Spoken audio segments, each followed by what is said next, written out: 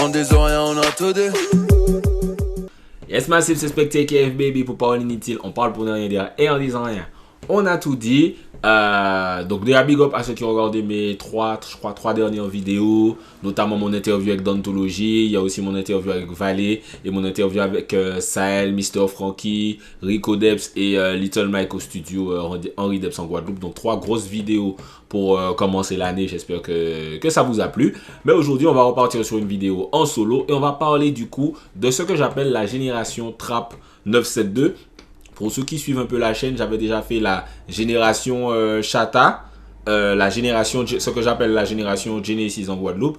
Mais là, j'ai envie de parler de la génération Trap 972. Qui est-ce que j'appelle comme ça? C'est ceux qui ont un petit peu, même totalement, lancé le gros mouvement Trap en Martinique dans les années 2010. Mouvement Trap qui continue jusqu'à maintenant. Donc on va parler de comment ils sont arrivés, de leur impact. J'ai aussi quelques petites anecdotes avec eux assez sympas puisque bon, j'étais un petit peu, même beaucoup, dans le game à cette période. Donc j'ai des petites anecdotes drôles que je crois que j'ai jamais racontées dans mes vidéos. Peut-être, mais je suis pas forcément sûr. Donc voilà, ça va être sympa. Et voilà, on va un petit peu retracer tout ça. La vidéo sera peut-être un peu longue, mais tout d'abord, il faut recontextualiser tout ça.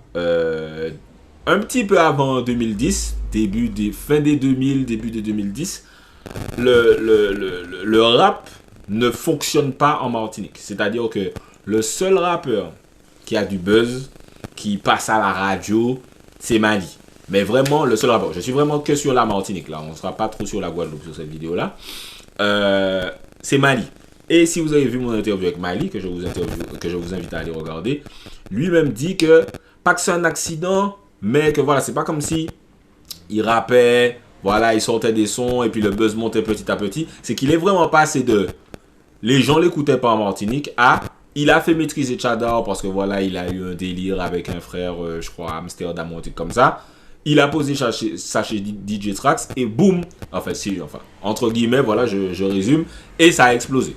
Mais c'est pas comme s'il y avait un mouvement rap qui fonctionnait bien en Martinique à cette époque-là. Mais le buzz de maîtriser Tchadar indiquait déjà que la Martinique était plus sensible aux sonorités du Sud, ou confirmait déjà, puisqu'on avait déjà eu Kizeb Kishit de Dawa, et là on avait Mali avec maîtriser Tchadar. Il n'y avait pas beaucoup de hits rap martiniquais en Martinique. C'est bien après la période Folkly, tout ça, etc. Même Shaolin, ça fonctionnait pas trop en Martinique. Et là, on est dans une période quand même avant Débrouilla. Tout ce dont je vous parle là, il y a bien sûr Débrouilla qui est venu après et qui a aussi eu beaucoup de buzz en Martinique. Du coup, t'as un jeune public martiniquais qui est matrixé par Booba. Booba, voilà, quand il était venu faire son concert à la ferme Périne, frère, on connaissait chaque lyrics comme si c'était un prêtre. Matrixé par Booba, matrixé par Lil Wayne, matrixé par La Fouine, mais t'as pas de rappeur martiniquais qui représente vraiment cette génération. T'as que Mali qui a percé comme je viens de vous dire. En vrai, si tu fais un bond dans le temps, les premiers rappeurs martiniquais à passer en radio après Mali, c'est Meryl et Titoff. Donc t'as un gap de 10 ans où t'as pas de rappeur qui pète en Martinique. C'est intéressant parce que tout le monde me dit ouais, t'as pas percé et tout, machin, etc. Y a pas de rappeurs martiniquais qui ont percé. Les gars, ils ont eu du buzz sur YouTube, etc. machin. Certains, et encore, pas forcément. Mais personne n'a percé parce que ça n'existe pas. Percer dans le rap en Martinique, à part au Mali, jusqu'à Meryl, Titoff, etc., ça n'existe pas. Donc déjà, il faut vraiment recontextualiser ça et ne pas oublier ça quand on parle du rap en Martinique. C'est dans ce contexte très particulier que le trap du coup explose en Martinique. Donc je répète que je suis vraiment sur la Martinique parce que la Guadeloupe c'est autre chose avec tout le mouvement CLR. CLR aussi c'est intéressant parce que ils étaient partis sur de la crunk. Je pense qu'ils avaient leur Skyblog à l'époque, crunk dirty, etc. Et ensuite voilà, ils sont naturellement devenus trappeurs. Ce qui est intéressant parce que aux States un chanteur de crunk ne devient pas un chanteur de trap. Mais eux, comme leur sujet, ce dont ils parlaient dans leur son, ça collait, ben ils ont pu faire cette transition-là. Parce que par exemple, Lil Jon et pas devenu Gucci Mane. Tu vois, Lil Jon c'est Lil Jon et Gucci Mane c'est Gucci Mane. Les Ying Yang Twins c'est les Ying Yang Twins et Young Jeezy c'est Young Jeezy. Voilà. Donc c'est un peu une particularité antillaise tout ça. Mais comme je vous le disais, on va plus rester sur la Martinique. Donc parlons un peu des étendards de ce mouvement 972, Trap 972, Blade, Evil P, Mercenaire et Boss Little. Donc on va commencer par Blade. Un jour, mon colocataire, je crois on est 2011, on doit être en 2011 par là, 2011 ou 2012, je pense 2011. Mon colocataire me fait découvrir un son, il n'y avait pas beaucoup de réseaux en ce temps-là, donc regarder un clip sur YouTube sur son portable, c'était un truc déjà, faut même recontextualiser ça. Donc il me montre un clip, il me dit, oh gars ça mauvais, machin, etc. Et je regarde, et c'est Blade Yankee Business. Moi, à cette période-là, je comprends pas, j'aime pas, je rentre pas dedans. Pourquoi? Parce que il faut replacer où on est. On sort de la grosse période Lil Wayne, t'as Kendrick Lamar qui commence à percer, t'as Drake qui commence à percer, t'as Big Sean. Donc on est toujours dans du rap. Faut bien voir que ça c'est avant que Caris explose en France, Niska, tout ça. Donc on n'est pas encore, c'est pas encore normal de faire du trap antillais. Donc moi j'entends son flow. Tu vois, le flow est assez lent. Et comme le flow est lent, donc ça peut laisser penser que ça fait amateur. Je suis en mode, vas-y, encore un gars qui essaie de copier Rick Ross, machin. Bref, moi, je suis pas du tout sur ça. Mais, j'écoute pas bien ce qu'il dit. Franchement, je suis vraiment en mode, vas-y. Parce que je sais aussi pourquoi mon colocataire, il aime ça. Mon colocataire, il a kiffé l'imagerie thug. Le côté très faux y aller. Les gars à booster. Les gars du centre-ville.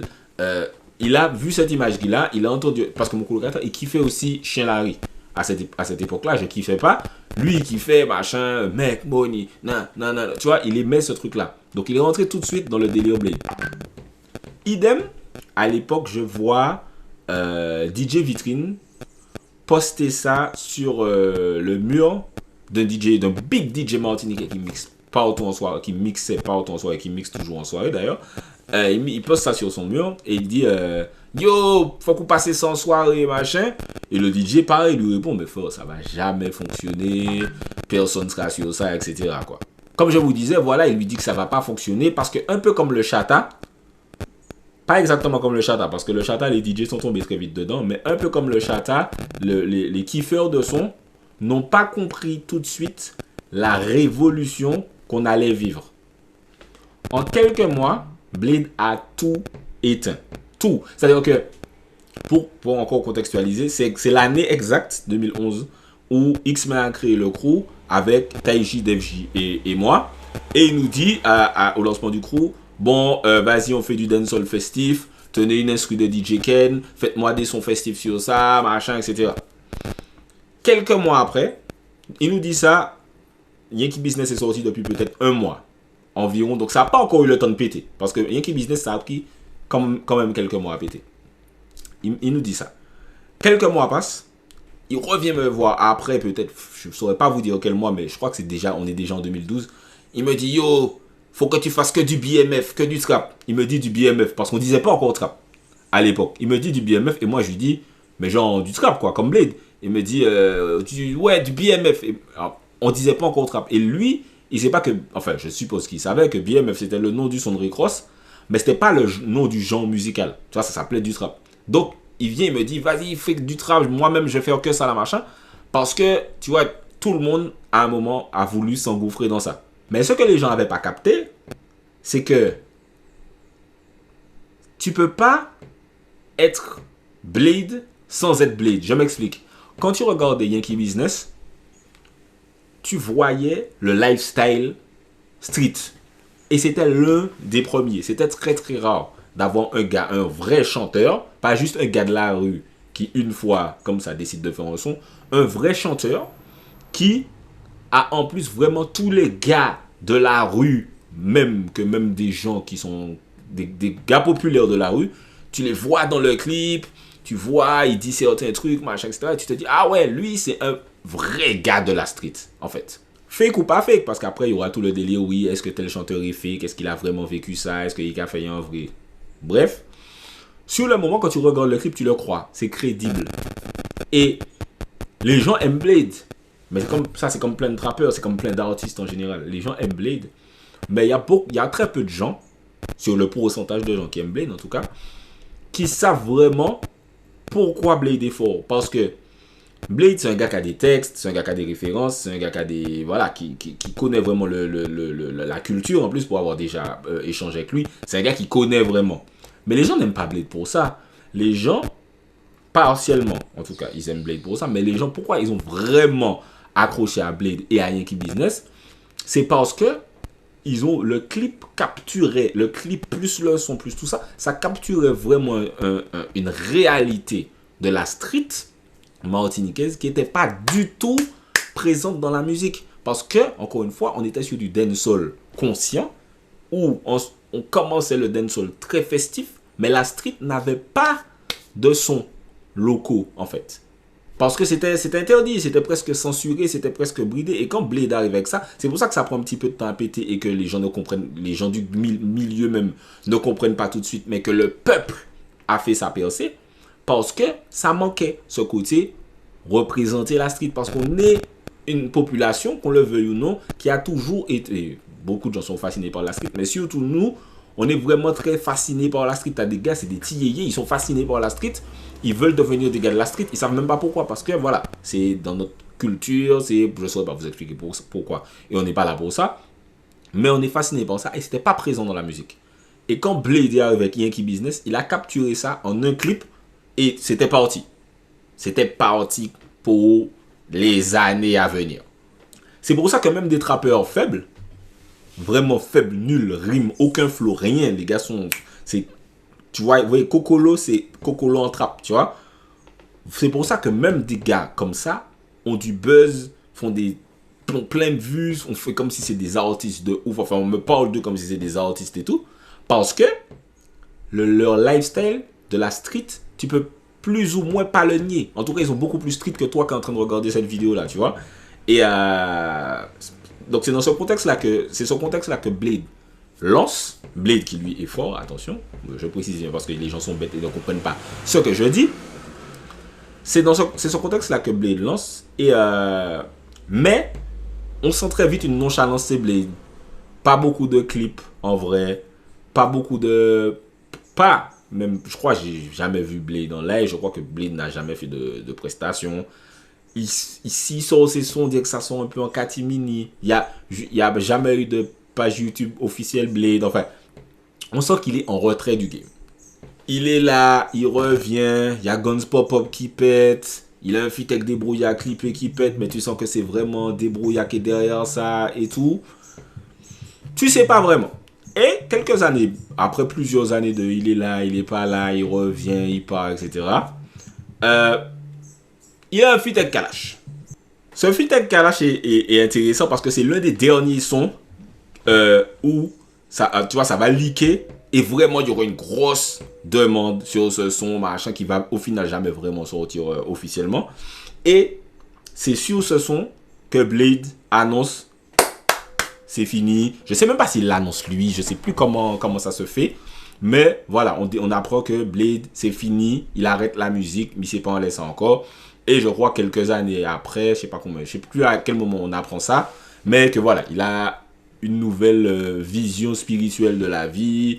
Et donc voilà, le trap ne correspond plus du tout. Il y a une photo de lui qui filtre où il a pas de locks, donc il a coupé ses cheveux, on le voit avec ses lunettes et tout. Donc, nouveau Blade, c'est fini. Alors que c'est lui qui avait lancé le bail et que je pense que jusqu'à maintenant, les gens le voient comme un peu le boss du trap local, quoi. Mon anecdote avec Blade, c'est même pas vraiment une anecdote avec Blade, puisque Blade, je l'ai rencontré très longtemps après. Mais c'est par rapport au son de Kalash. Donc le son leak. Et il y a une proche à moi qui me l'envoie. Et ben, elle me dit, oui, ne dis pas que tu as le son, machin, etc. Mais à ce moment-là, je parle plus ou moins déjà à Kalash sur Twitter, machin, etc. Et il me dit, yo, enfin, les gens savent que le son a fuité.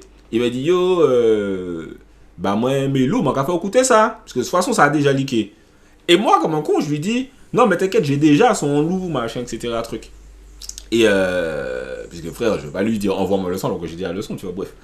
Et je lui dis ça. Et en fait, je pense qu'il dit à Blade, ouais, que Jean, Missy Jani, que faut, vas-y, ça tourne, machin, etc. Je sais plus quelle discussion il a avec lui, mais Blade finit par savoir que j'ai le son et dire à la personne, ouais, que Jean t'a envoyé à spectacle et tout machin, donc ça me retombe un petit peu dessus. Et c'était vraiment un truc de ouf, parce que je me suis dit, j'ai juste dit au gars qui est sur le son, qui voulait déjà m'envoyer le son, que le son était bad. Donc bref, ça c'est un petit peu l'anecdote funny sur ce son là. Mais son track a vraiment crasé avec un clip, ça aurait vraiment tout tué. Et pour parler de 10 ans plus tard, ben voilà, Blade, il a sorti ses morceaux religieux. Je crois qu'il en a sorti 2 ou 3. Il devait sortir un album, je sais pas si c'est toujours d'actualité. Il y a son ami Roro qui aussi sort des sons assez religieux. Donc ça fait un moment que quand même ils ont rien sorti, donc je sais pas, peut-être ils sont passés à autre chose, la vie est passée sur la vie est passée par là, donc ils sont plus dans cette dynamique là. Mais voilà, en tout cas je dois toujours faire l'interview de Blade Shadé maintenant du coup, donc ouais ça dans tout ça il y a un autre trappeur qui émerge, c'est Evil P. Blade m'a d'ailleurs donc Shadé maintenant m'a d'ailleurs raconté qu'ils devaient à un moment faire une mixtape ensemble. Ça aurait été un truc de ouf à l'époque. Si Blade et Evil Pichon, à l'époque, avaient annoncé une mixtape ensemble, l'avaient sorti. Bref. Donc voilà, Evil P commence par le dancehall très agressif, Vybz Kartel, Aidonia, tout ça, machin. N'hésitez pas à aller voir mon interview avec lui. Voilà comment on fait une interview légendaire, big interview, je crois que ça a plus de 100 000 vues maintenant. Donc il commence par le dancehall, tout ça. Et comme je vous dis, je vis l'ascension d'assez près parce que je suis dans le game à ce moment-là. Et ben voilà, Evil faisait déjà parler de lui dans l'underground. Et voilà, je suivais ça, il était dans mes contacts Facebook, j'écoutais ses sons, il fait l'anthem, tout ça. Même avant, quand il faisait du dancehall, j'écoutais déjà quand il était dedans. Mess, j'ai oublié comment ça, son crew s'appelait. Il y avait Spiker et tout dedans, j'oublie, mais en tout cas, je suivais ça d'assez près. Et on a même fait un son ensemble. Un mois, enfin, on l'a enregistré, puisque ça prenait du temps d'enregistrer, de machin, de trucs. Avant, c'était un délire. On a fait un son, il m'a envoyé ses parties et tout machin, DFJ a mixé. Je me souviens plus des mois exacts, mais si le son est sorti en avril, en mai, il a explosé, le Evil P. Donc, c'est-à-dire que, limite, je me suis même dit, putain, j'aurais gardé le son encore quelques semaines, le son aussi aurait explosé avec quand il a percé, tu vois, parce que on a sorti le son. Voilà, le son, il a fait ses vues, tranquille, machin. À l'époque, sans mentir, hein, c'est même pas pour me faire mousser. Limite, j'avais plus de buzz que lui. Mais limite, parce que tu vois, j'avais déjà fait des prestats, j'avais déjà fait des sons qui passaient en boîte, etc. Alors que voilà, lui, il était vraiment en train de faire son nom dans l'underground. Et mais deux coups, je crois que c'est quand il a fait Dog. C'est plus si c'est Evil Anthem ou Dog Side Me, c'est qu'il a fait, j'oublie lequel. Quand il sort ça, je crois qu'il y a une meuf qui avait fait un buzz. Dans une boîte en France dedans, donc ça a fait tout un truc, le truc a explosé comme ça, c'est à dire que Evil est passé de, peut-être s'il était comme ça niveau buzz, il est passé de ça à boum, d'un coup il est frère, le gars il est parti carrément. Anecdote avant l'anecdote, on me croyait pas quand les gens voyaient mon son avec lui, ils voyaient Spectafit Evil Pichon. Il disait que c'était faux, genre que j'avais pris un son à lui et que j'avais rajouté mon couplet. Tellement il était passé de pas connu à boum, toute la Martinique parle de lui d'un coup. Les gens étaient vraiment en mode ouais, tu mens, c'est un remix, machin, tu le connais pas, c'est impossible. C'était vraiment, on se souvient pas à quel point c'était fulgurant l'ascension d'Evil P dans l'under, quoi. Et pareil, Evil P a toujours été fort. Lyrics, rimes riche, etc. C'est un gars, tu vois, il y a des gars, tu sais que c'est des étudiants du game, des lyrics, de comment faut être technique. La punchline, c'est pas juste à avoir une rime riche, mais il faut aussi que la punchline ait un sens, parce qu'il y a des bugs qui a fait autres comprendre qu'il y a une punchline, mais c'est juste qu'il y a fait des rimes à 3 syllabes, mais lyrics là, pas ni pièce sens. Je vais pas les nommer, mais bref. Et du coup, il est fort textuellement. Mais c'est pas ce qui l'a fait percer. Ça a aidé, bien sûr. Mais ce qui l'a fait percer, et il en était très lucide même avant de le faire, c'est qu'il a dépassé les limites, il a dépassé les bornes, il a fait des trucs interdits. Il a fait des clips où dedans, il y avait meuf à poil, sang, violence. Ah, c'est interdit d'injurier les mamans. Eh bien, il injurie les mamans. Son gimmick, c'est coquet maman, bon d'un maman, etc. Il savait que son truc, c'était agresser pour percer. Tu vois? Et choquer pour percer. Et ça aurait pu le griller. Ça aurait pu être en mode ah, mais non, mission le boycott, pas dire, etc. Et au final, ça fait l'inverse. Le gars a percé d'un coup. Mais quand on vous dit d'un coup, c'est très très rare de percer d'un coup comme ça en étant un chanteur comme ça. C'est un chanteur technique, etc. C'est très très rare. Donc il devient carrément le mec dont on parle le plus au pays avec les artistes chata, puisque Blade, comme je vous dis, était très en retrait. Limite, je me rappelle même pas de Blade dans cette période-là, 2012-2013, parce que le gars était vraiment en mode je suis pas là, quoi. Et j'aurais vraiment aimé faire une interview de Blade pour qu'il me raconte la chronologie de ça d'ailleurs. Blade, c'est une Shadé, c'est une regarde. Donc Evil P devient le gars dont on parle le plus avec les artistes chata. Par contre, contrairement à Blade, il passe pas en soirée. Trop d'arroxement, pas dansant, pas chantable, tu peux pas chanter avec lui, etc. C'est ça qui a beaucoup manqué à Evil. D'ailleurs, je lui disais ça sur Facebook. J'ai déjà eu l'occasion d'en reparler avec lui. Je crois dans mon interview où je lui dis essaye de faire des sons plus club, plus machin. Non, le gars était pas sur ça. Et quand je vois 10, comment on dit ça, boum, explosé. Bon, après, c'était l'ensemble, c'était Skyrock, c'était machin. Je me dis, mais je sais que c'est juste ça qui lui manque, en fait, de faire des sons où il est lui, mais où les gens peuvent l'accompagner. Quand tu vois 10, quand il chante 10 quelque part, tu vois que c'est juste ça le chaînon manquant. Bref, c'est pas le sujet. Il finira du coup par tomber en prison, comme vous le savez. Et c'est peut-être l'un des plus gros gâchis du trap martiniquais parce que, enfin, à ce moment-là, puisque Evil est toujours présent dans le game, c'est un gros gâchis parce que de source sûre, Booba, genre, le cherchait, enfin, était intéressé, demandait, ouais, c'est qui, il est où, machin, et quand il a appris qu'il était en prison, machin, il a dit, ouais, ok. Mais c'est vraiment un gros gâchis qui a quand même mis un énorme frein. Il est resté quoi? Il est resté 6 ans en prison. Comme je dis toujours, il est tombé en prison, j'étais au campus. Il est sorti de prison, genre je taffais, quoi. J'étais au travail et tout. Le travail que je fais jusqu'à maintenant, quoi. Donc ça a vraiment pris pas mal d'années de sa vie, quoi. Alors, anecdote, j'ai 2 anecdotes.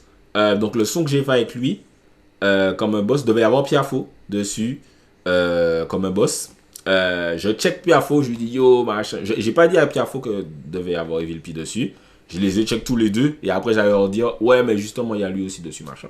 Et finalement Piafo me dit qu'il est sur ses trucs, il a pas le temps machin etc. Mais que big up tu vois.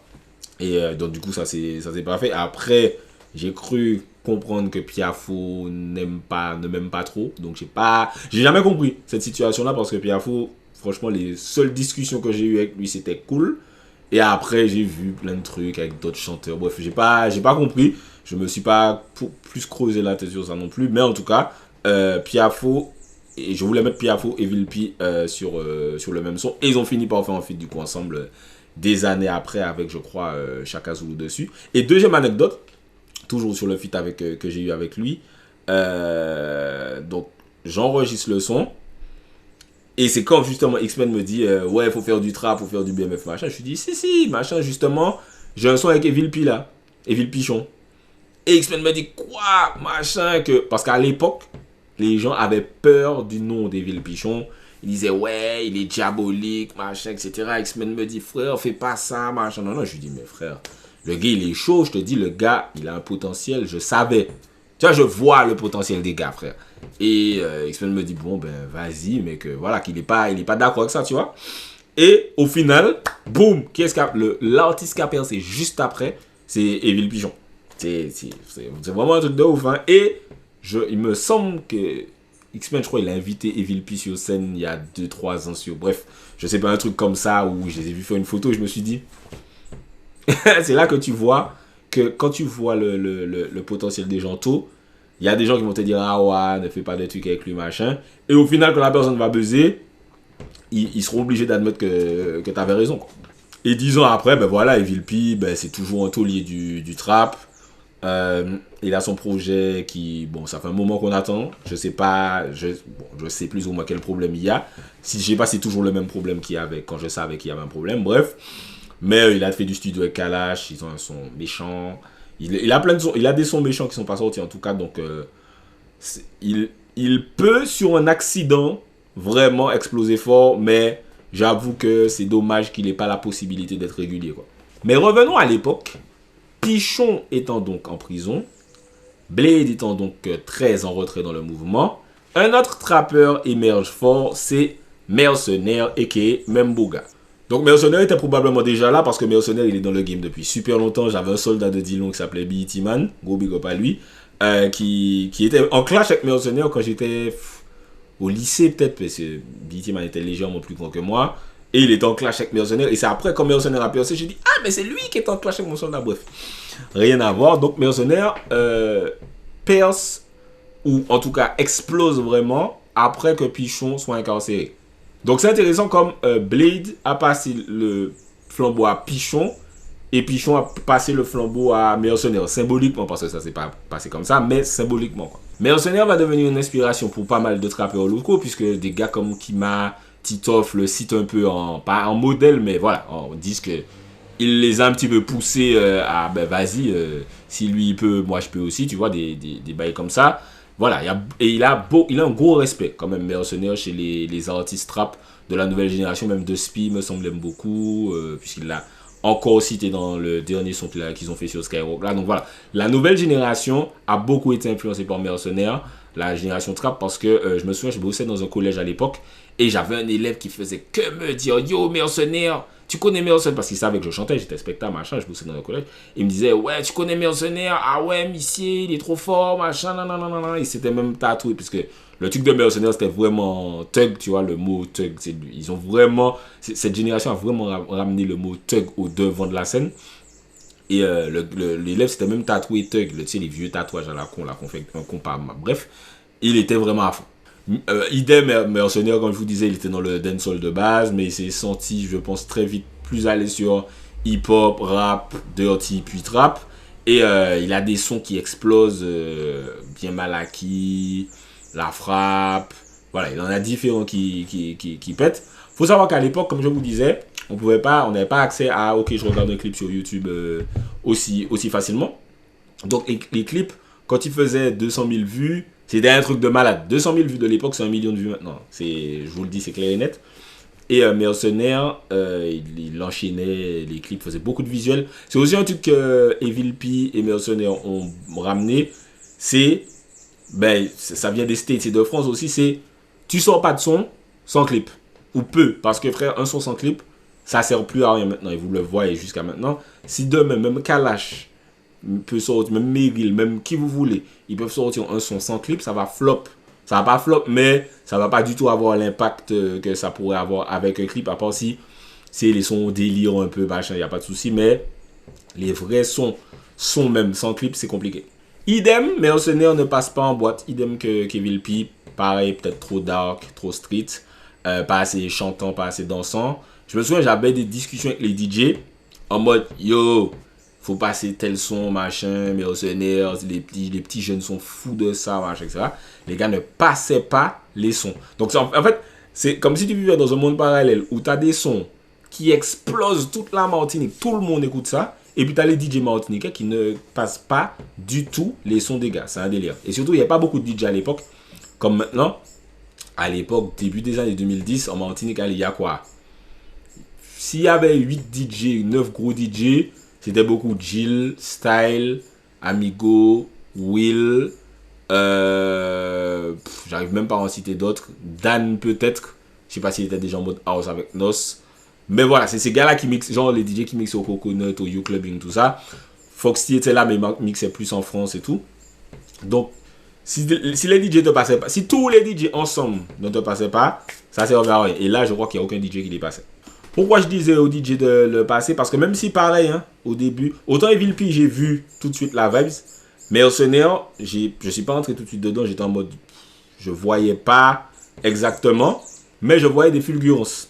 Moi, c'est ce que j'appelle les fulgurances, c'est quand je vois un gars, je trouve pas tout de suite que c'est écrase, mais je vois un mouvement du son, ou à des moments du son, ils font un truc, et je me dis, il a un potentiel en fait, hein. Il a vraiment un potentiel. Par exemple, quand il dit... bon voilà, c'est un lyrics m'a élevé, mais quand il dit l'enjettement m'en forme, c'est pas moi qui vend rêve, je vois qu'il a une capacité de dire des trucs qui agrippent.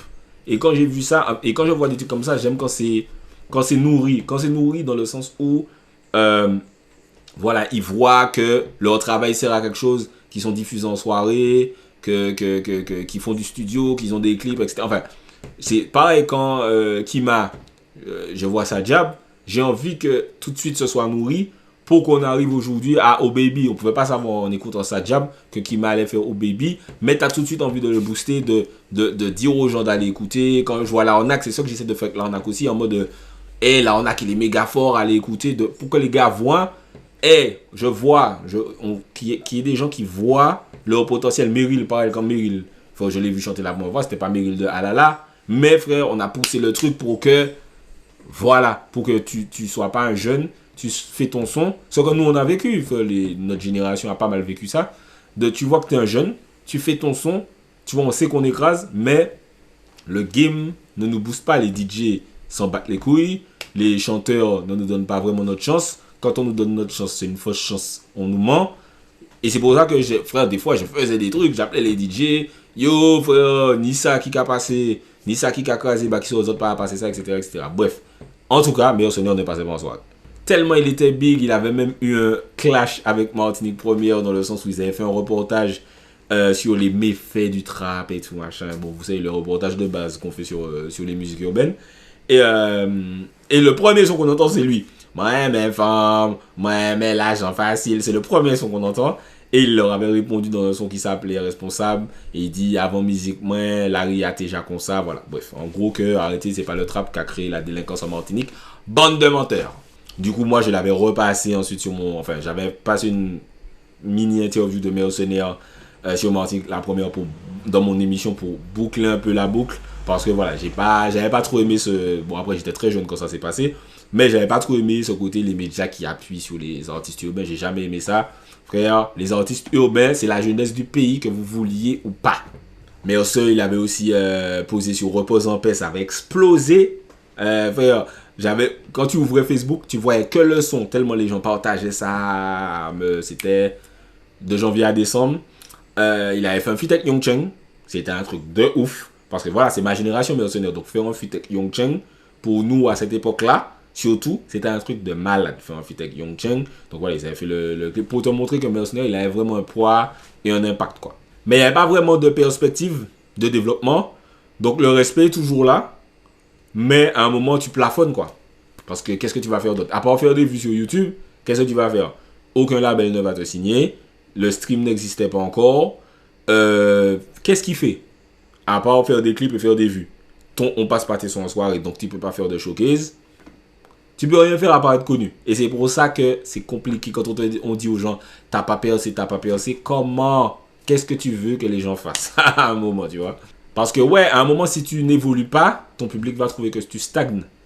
Si le public ne voit pas, ah ok, il a passé ce step-là, il a signé. Ok, maintenant il fait des feats avec des plus gros artistes. Ok, il fait des plus gros clips. Ok, je l'entends à la radio. Ok, je l'entends à la télé. S'il ne voit pas ce progrès-là, tu vois, Kima, tu as vu sa job. Ensuite, il a fait des gros feats. Ensuite, il a signé. Ensuite, tu vois au Baby. Ensuite, il chante à la Baka. Ensuite, tu vois l'évolution. Mais cette génération trap n'avait pas d'évolution. Il n'y avait pas de perspective d'évolution, en fait. Mais ils ont fait tout le groundwork, tout le travail de base, toutes les fondations, pour que, justement, des Kima, des Titoff, des Josie, j'en passais des meilleurs, puissent exister, justement. C'est un peu les foundations. C'est un peu les foundations du trap. Alors, anecdote funny avec Mercenaires. Donc, vous avez vu, je l'ai interviewé, donc n'hésitez pas à aller voir ça. Mais de base, quand on était dans le game, genre peut-être 2012, 2013, tout ça, moi, je le connaissais pas du tout. Je l'avais jamais vu, jamais croisé, rien. Et j'avais un soldat avec qui on était au campus, qui faisait un blog genre musique, machin. Et il sortait ses articles, il faisait la promo sur Facebook. Donc, il taguait les gens, machin. Et il a tagué. Donc, il tag Mercenaires sur un de mes sons, ou ma mixtape, je sais plus. Le tag en mode, ouais, mais même pas pour lui dire, va écouter le son, c'est plus, regarde, je fais des articles et tout. Et Mercenaires lui envoie un message, lui dit, en mode, genre, point d'interrogation, genre, pourquoi tu me tags sur ça? Et il dit, ouais, non, pour que tu regardes, comme je fais des articles et tout, machin. Il a un peu peur, parce que voilà, c'est quand même Mercenaires à l'époque, tu vois, quoi. Il a un peu peur. Et Mercenaires lui dit, ouais, mais bon, voilà, en gros, ne me tag pas sur ces trucs-là, quoi. Et là, mon pote me dit, yo, mais t'as un truc avec Mercenaires ou pas? Je lui dis, mais je connais pas, je sais pas, machin, etc. Mais je pense que c'était cette antipathie naturelle entre rappeurs. C'est de la compétition ou c'est peut-être que les gars m'aimaient pas. Il y a beaucoup de gens qui m'aimaient pas aussi. Donc, je savais pas exactement c'était pourquoi, mais je me suis dit, ah, ok, drôle. Après, ben, longtemps après, du coup, quand je suis déjà passé en mode média, ben, je fais déjà des interviews et les gens lui demandent sur Instagram, ouais, est-ce que tu vas faire une interview avec Specta? Et il dit qu'il pense pas parce que, voilà, il pense que mes centres d'intérêt musicaux, il en fait pas partie. Alors que, comme je vous disais, je suivais depuis super longtemps. Je connaissais pas tout et j'aimais pas tout. Bien sûr, mes frères, bien sûr, je suivais tout machin. Donc là, moi, je l'ai dit, mais je lui dis, vas-y, on fait l'interview. Et on a fait l'interview. Et super cool depuis. Je parle super bien à Merceux. Donc là, je pense qu'actuellement, je crois qu'il est toujours incarcéré. Je crois qu'il y a eu un truc, machin. Mais avant, en tout cas, je parlais super bien avec Merceux. Voilà, c'était vraiment super cool. Et c'est super intéressant d'ailleurs de voir que souvent il suffit juste de checker la personne et de voir qu'en fait non, il n'y a rien. Il y a beaucoup d'antipathie entre chanteurs ou bien même que moi j'ai avec des chanteurs qui pourraient se tuer en mode frère, envoie-moi un DM et puis c'est fini. Et si ça se trouve, on va devenir super cool parce que souvent tu sais que tu as les mêmes centres d'intérêt que la personne, que vous avez grandi, vous écoutez les mêmes trucs, mais vous vous aimez pas pour des trucs qui en fait n'existent pas, quoi. Et on termine du coup avec Bruce Little, qui est un autre gros étendard du trap à cette période-là, qui est toujours une figure importante du trap martiniquais, qui était dans le crew de Mercenaires. Bon voilà, ils se sont séparés, je connais pas trop l'histoire et tout. Mais à cette période-là, ils sont pas mal ensemble, ils font des sons ensemble. Je pense que le fait de voir Bruce Little avec Mercenaires, ça a quand même pas mal apporté de visibilité à Bruce Little. Mais après, il a fait ses armes tout seul. Et donc lui aussi, il était dans le dancehall reggae dancehall, genre avant, il s'appelait Little Pongo. Quand j'ai découvert que c'était lui, j'étais choqué. Et c'était un peu mon préféré de cette vague trap. Pourquoi? Parce que lyriciste. Le gars était lyriciste, il avait des références, il y avait de l'humour. Tout en restant trap, il y avait une personnalité que j'aimais bien dans les sons. Donc j'aimais le côté capsule, quand il sortait des trucs régulièrement. La petite référence à Dragon Ball, tout ça, j'aimais beaucoup. Quand il a fait Marnie, j'aimais beaucoup. Enfin, il a vraiment, vraiment beaucoup de sons que j'aimais beaucoup. Et je sais, pareil que Merceau, il faisait beaucoup de vues. Ça passait pas en soirée. Les jeunes adoraient. Enfin, c'est la même chose que Merceau. C'est-à-dire qu'il avait tout ce côté. Tu as toute une jeunesse derrière toi. Mais les portes sont fermées. Donc, tu n'as pas de perspective à part faire des vues sur YouTube. Le stream n'existait pas encore. Jusqu'à maintenant, le stream, c'est compliqué. Donc, voilà. C'est un peu... C'est aussi une génération sacrifiée, malheureusement.